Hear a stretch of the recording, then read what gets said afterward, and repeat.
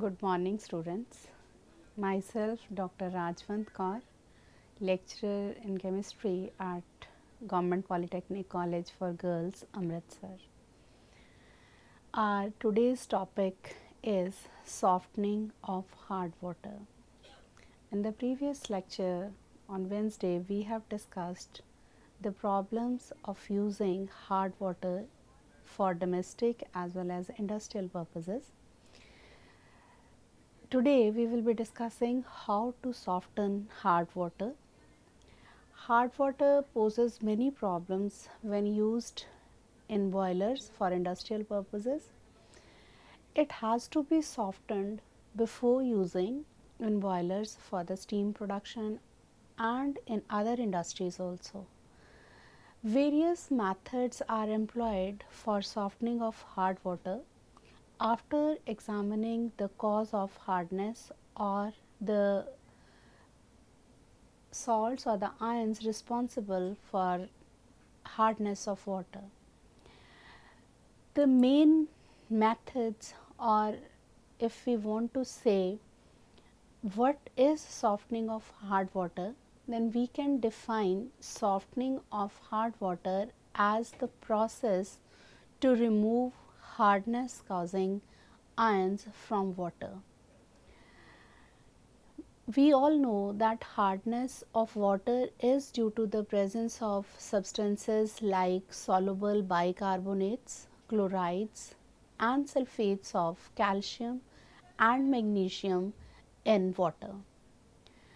So, before using water, we have to remove all hardness causing substances from it. Now, this process of removing hardness of water is called softening of hard water. Now, the methods which are basically used for softening of hard water, there are many methods, but in this lecture we will be discussing the important three, namely permutate or zeolite process, then ion exchange process and RO process or reverse osmosis process. Ion exchange process is also known as demineralization process, and reverse osmosis process is one of the methods for desalination of seawater, that is the removal of sodium chloride from the seawater to make it fit for human consumption as well as for industrial use also. Now, we will be discussing these three methods one by one. To start with, we are dealing with permutate or zeolite process. Permutate is the technical name given to sodium zeolite.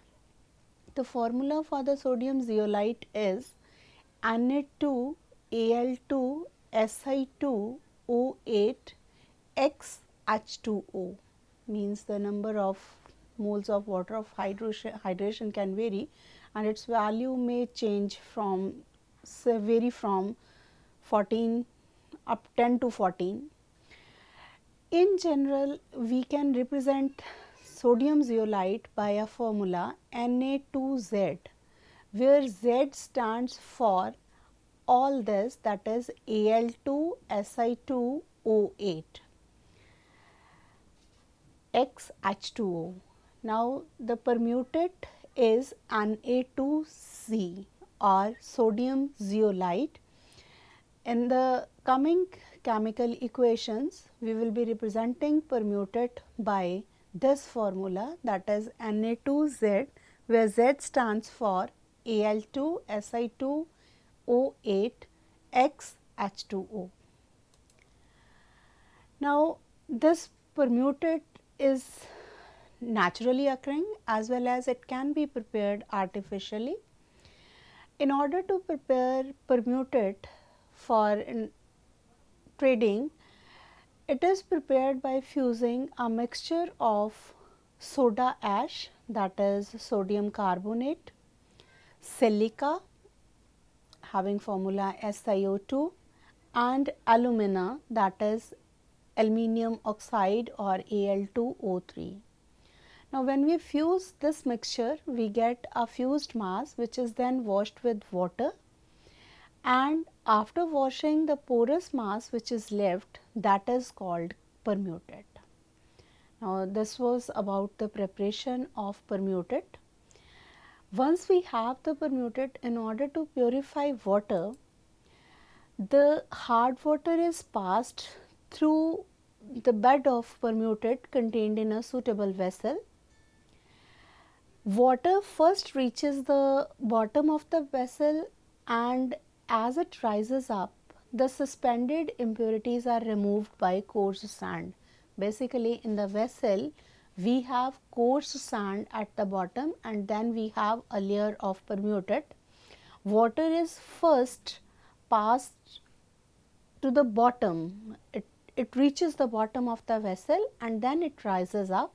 As it rises, the suspended impurities are removed by coarse sand, and when it passes through permutate, the calcium and the magnesium ions which are present in hard water and are responsible for the hardness of water, they are exchanged with sodium ions.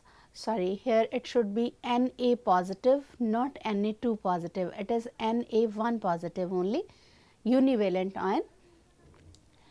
Then this is the, you can say, diagrammatical representation for the permutate process. In this case, water enters in the vessel, reaches the bottom, and then rises up. This layer is the sand or gravel layer. The suspended impurities are removed in this layer. This portion is represented by the permutate layer. When the water rises up through this layer, then the calcium and the magnesium ions which are responsible for hardness of water, they are exchanged with the sodium of sodium zeolite, and the softened water that is collected over here can be removed through this vessel by having a tap over here. Now, as we go on softening the water through the same bed of permutate, ultimately the permutate gets exhausted. It means whole of the sodium ions, they are exchanged with calcium and magnesium ions, and at this stage the zeolite or the permutate is not effective in removing the hardness of the water.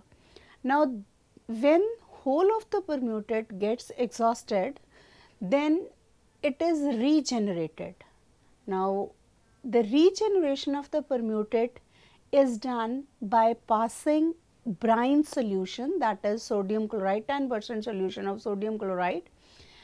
When we pass brine solution and remove the waste from this lower tap, then whole of the calcium and the magnesium ions, they are converted into calcium or magnesium chlorides and are removed with wastewater, and the permutate is again regenerated, or we can say that we can use it again and again by washing it with sodium chloride. Now, these are the chemical equations representing softening of hard water using permutate or the zeolite process. In this case, this is permutate or sodium zeolite. When we pass hard water through this, then the sodium ions, they are exchanged by the calcium, and we get, in this case also, here it should be only univalent sodium ions, not the bivalent one, and this is our exhausted permutate, or the calcium ions or the magnesium ions which are responsible for hardness and are present in hard water, they are exchanged with sodium of sodium zeolite, and we get calcium and magnesium zeolite which is retained, and in water we have sodium ions which do not cause any hardness, or we can say this water is soft because it will form leather easily with soap. Now, in this slide we are giving the process of regeneration of permuted.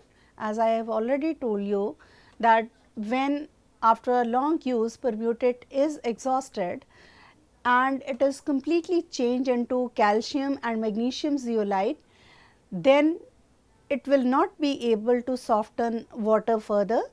In this case, the permutate is made active again by passing 10% solution of sodium chloride. Now, this solution is known as brine solution through it. These are the equations which represent the regeneration of exhausted permutate. Now, this is calcium zeolite and magnesium zeolite, means the permutate which cannot soften water further, exhausted permutate. When sodium ions from sodium chloride, that is brine solution, they are exchanged with calcium and the magnesium ions, and we get regenerated permutate which can then be used for softening hard water. No doubt zeolite process has many advantages, but it has certain limitations also. The limitations include that it cannot be used to treat saline water. The reason behind is saline water contains sodium ions, and the sodium ions cannot be exchanged. They are already sodium in case of sodium zeolite also. Because of this reason, it cannot be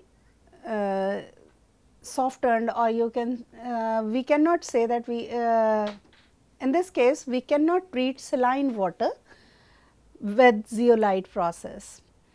Another limitation of zeolite process is that acidic water, means the water which has low pH value, cannot be treated through this process. The reason behind is that acid in the acidic water destroys the zeolite bed. If we want to treat this acidic water with this process, we have to first neutralize the acid, and this neutralization is done by washing by treating the water with washing soda. Another limitation of zeolite process is turbid water cannot be treated with this process. The reason is the turbidity clogs the pores of the zeolite bed, and as the pores are clogged, then the zeolite bed becomes inactive and we cannot soften water, soften turbid water with this process. So, if we want to soften turbid water or treat turbid water with this process, we have to remove suspended particles which are present in turbid water, first by coagulation and then by filtration. Only then the coagulated and filtered water can then be treated with this process. Another limitation is that if the water contains high amounts of manganese and iron ions, ferrous ions, then this water can also not be treated through this process. The reason is that manganese and the ferrous zeolite which are produced by passing this water through the zeolite bed, they cannot be regenerated easily. They form permanent complex, sort of permanent complex that cannot be regenerated by washing with sodium zeolite, and as such this water cannot be treated with zeolite process. Another limitation that this zeolite process cannot be used to remove microorganism or kill microorganism or other impurities which do not ionize in water.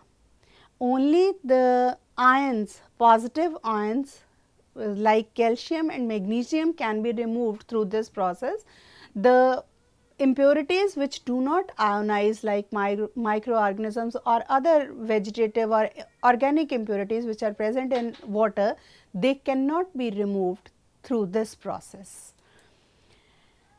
Now, coming to advantages, we have already discussed in our lower classes the lime soda process for softening of hard water.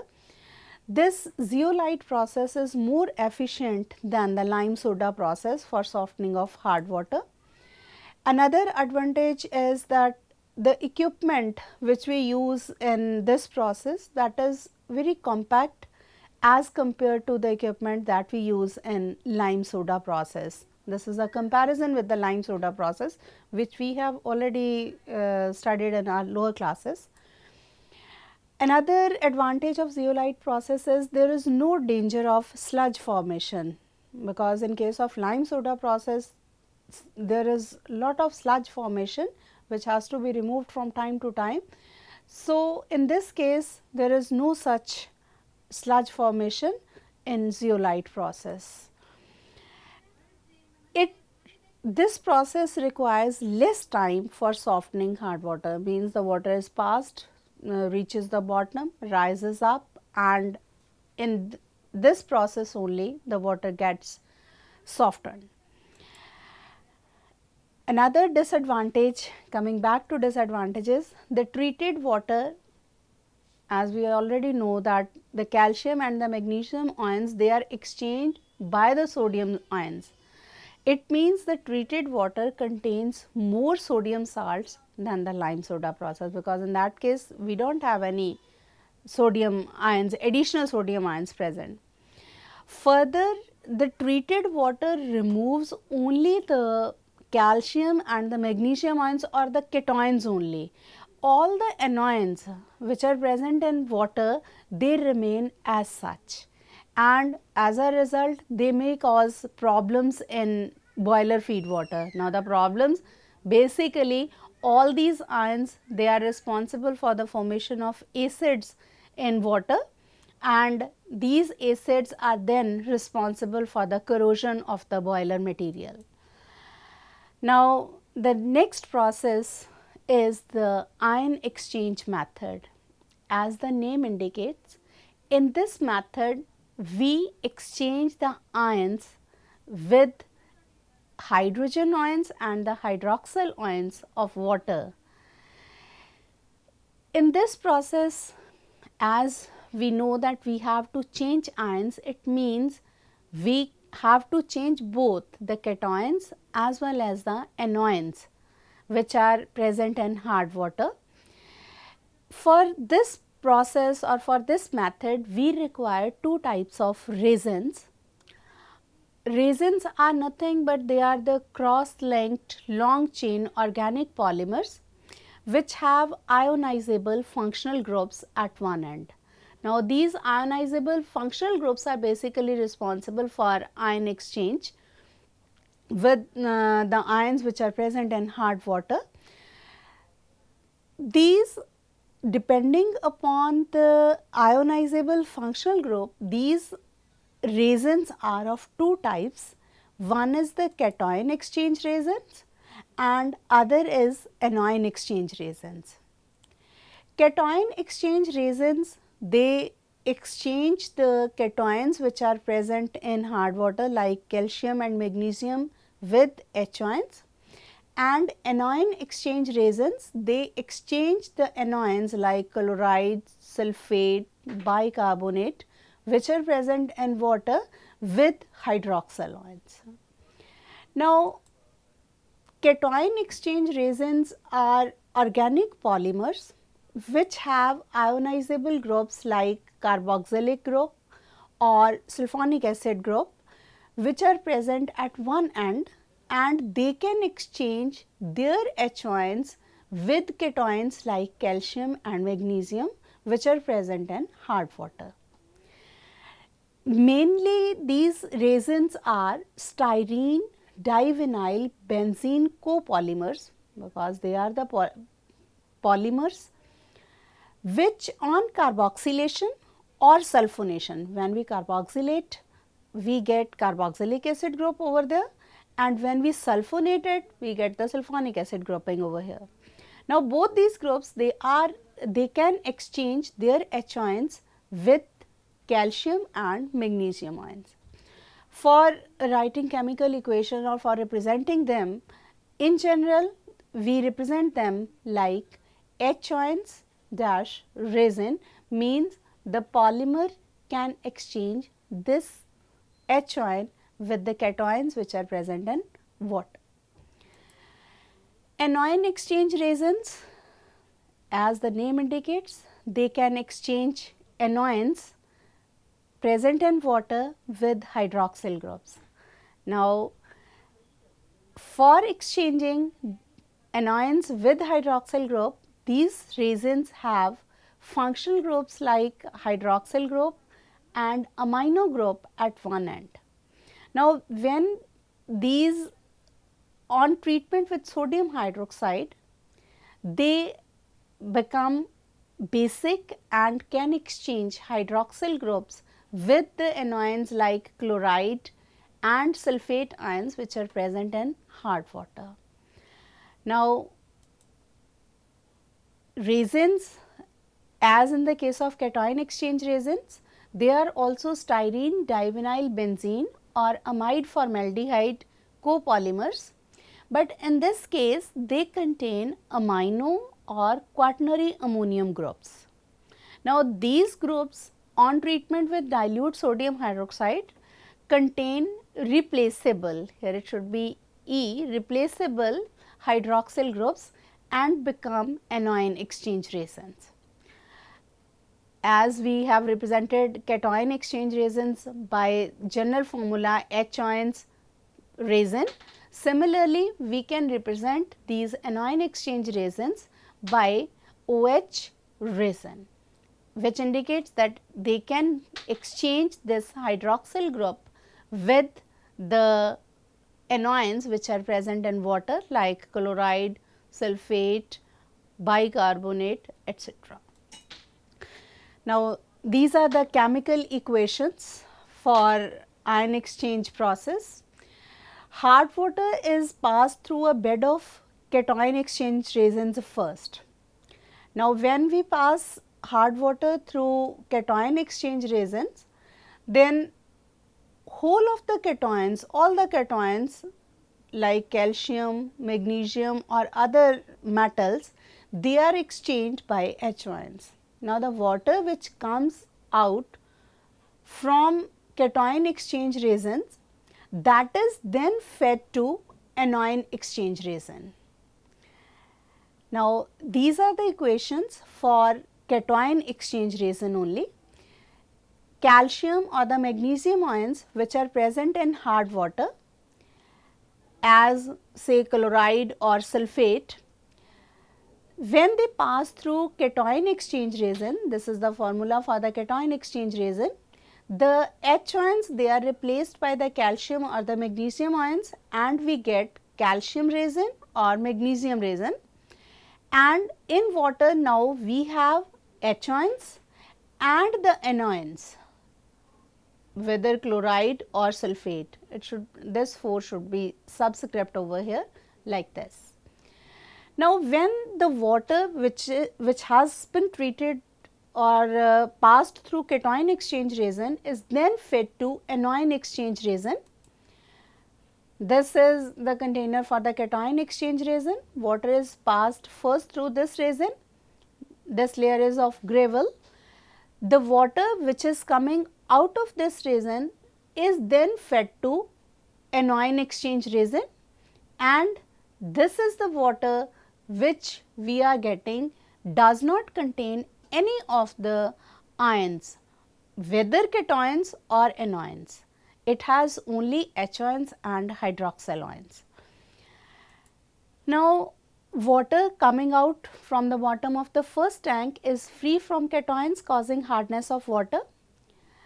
It contains H ions, chloride ions and sulfate ions, and is then passed through the second tank packed with anion exchange resins. In the anion exchange resins, the OH ions, they are exchanged with chloride ions or sulfate ions which are present in hard water. Now, these are the chemical equations for when the water is passed through anion exchange resin. Chloride or the sulfate ions, when passed through anion exchange resin, the resin gets attached to chloride or sulfate, here it should be 4 sulfate, and we get in water only the hydroxyl ions, or we can say OH ions. Now, the H ions coming from the cation exchange tank, they combine with hydroxyl ions coming from anion exchange resin to form water. It means the water which is coming out of the anion exchange resin tank is free from all types of cations as well as anions which are responsible for hardness of water. This water, as we have removed all the minerals which are present, or we have removed all the ions other than H ions and the hydroxyl ions from water, this process is also known as demineralized water or deionized water. The water which we are getting from anion exchange resin is known as demineralized water or deionized water. Now, as in the case of permutate, when whole of the resin has replaced the H ions as well as the hydroxyl ions, it becomes exhausted and is no more in a capacity to soften water, then it has to be regenerated. Now, for regeneration of the exhausted resin, we employ different methods for regenerating cation exchange resin as well as anion exchange resin. For regenerating cation exchange resin, we treat it with dilute hydrochloric acid or sulfuric acid. When we treat it with dilute acid, we get regenerated resin. It should be written over here. This is calcium chloride. Regenerated resin is obtained. Now, regeneration of the anion exchange resin is done by washing with sodium hydroxide, dilute solution of sodium hydroxide. When we wash it with sodium hydroxide, we get regenerated resin, that is anion exchange resin. Now, coming to advantages of this process, it can be used for treating or for softening highly acidic or alkaline waters. This is an advantage over permuted process which cannot be used for acidic water. Further, this method gives us water of very low hardness, and as such it is very good for use in high pressure boilers where we require water of very low hardness. No doubt it has its own limitations also. The main limitation or the drawback of this process is that the equipment which we use in this process is very expensive, and the chemicals are also very costly which we require. No doubt we can regenerate them, but initial cost is very high. Further, if the water contains turbidity, then the output of the process is reduced. Naturally, the turbid water will clog the resins and will make it unfit for further use. Now, in order to overcome these drawbacks, we have another method, reverse osmosis process. This method can remove both ionic as well as non-ionic, colloidal, high molecular weight organic impurities also. Now, the basic principle of this process is osmosis. Now, what is osmosis? It is the process in which the water moves from its higher concentration to its lower concentration, means from a dilute solution water moves to a concentrated solution.